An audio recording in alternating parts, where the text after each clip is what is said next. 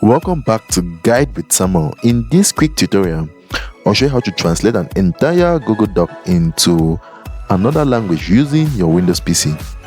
First, open docs.google.com and load the document you want to translate. Next, click Tools in the top menu and choose Translate Document. Then type a name from the translated copy if you want. Pick your target language from the drop-down and click Translate.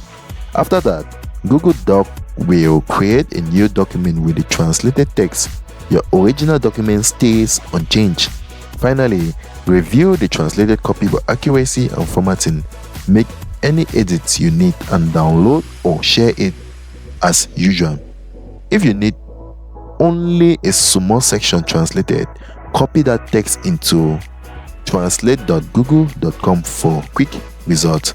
If you found this helpful, don't forget to like and subscribe to Guide with Samuel for more helpful tutorials. Thanks for watching.